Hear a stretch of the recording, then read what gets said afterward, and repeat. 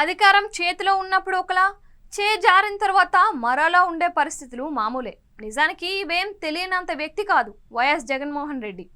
తన తండ్రి ముఖ్యమంత్రిగా ఉన్నప్పుడు తమకున్న పరిస్థితులు, తన తండ్రి అనూహ్య మరణం తర్వాత చోటు చేసుకున్న పరిణామాలతో పాటు ఏళ్లకు ఏళ్లు అధికారంలో ఉన్నప్పుడు ఎదురైన పరిస్థితుల అనుభవం ఆయనకు ఉంది. అలాంటప్పుడు 5 ఏళ్లు ముఖ్యమంత్రిగా వ్యవహరించి తాజా ఎన్నికల్లో ఓటమి తరువాత ఆయన వ్యవహరిస్తున్న తీరు, తీసుకుంటున్న నిర్ణయాలు చర్చగా మారుతున్నాయి. ఆయన ఇమేజ్ను డ్యామేజ్ చేసేలా ఉంటున్నాయి. సాధారణంగా అధికారం చేజారిన తరువాత కొంతకాలం పాటు సానుభూతి ఉండదు. ప్రజల్లో తమ పట్ల పోయిన సానుకూలతను తిరిగి తెచ్చుకోవడమే పెద్ద టాస్క్గా మారుతుంది. అలాంటి వేళలో సమయం కోసం వెయిట్ చేయడం, లేదంటే కొత్త ప్రభుత్వం చేసే తప్పుల్ని ప్రశ్నిస్తూ ప్రజల కోసం పోరాటం చేయడం ద్వారా తిరిగి పాత వైభవాన్ని తెచ్చుకునే వీలుంటుంది. ఇంత చిన్న విషయాన్ని గడిచిన కొన్నేళ్లుగా రాజకీయాల్లో ఉన్న అధినేత ఎలా మిస్ అవుతారు అన్నది ప్రశ్నగా ఉంది. చేతిలో ఉన్న ముఖ్యమంత్రి పదవి పోయి నెల కూడా కాలేదు. కొత్త ప్రభుత్వం కొలువు తీరి వారమే అయింది. అప్పుడే తనకు రక్షణగా ప్రైవేట్ సెక్యూరిటీని జగన్మోహన్ రెడ్డి ఏర్పాటు చేసుకోవటం అందరినీ ఆశ్చర్యానికి గురి చేస్తుంది. ప్రజా జీవితంలో ఉన్నవారు ఆడంబరాలకు, హెచ్చులకు, హంగులకు, ఆర్భాటాలకు పోతే ప్రజలు ఇష్టపడరు.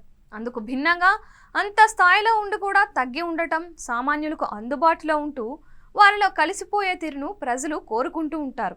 అందుకు భిన్నంగా వ్యవహరిస్తే వారి ఆగ్రహానికి గురి కాక తప్పదు.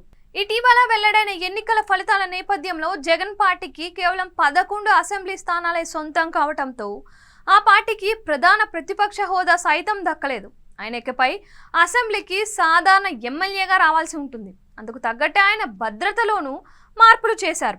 నిజానికి ఒక పార్టీ అధినేతగా ఆయనకు కల్పించాల్సిన భద్రతకు అనుగుణంగా కొత్త ప్రభుత్వం ఏర్పాట్లు చేయకపోవచ్చు.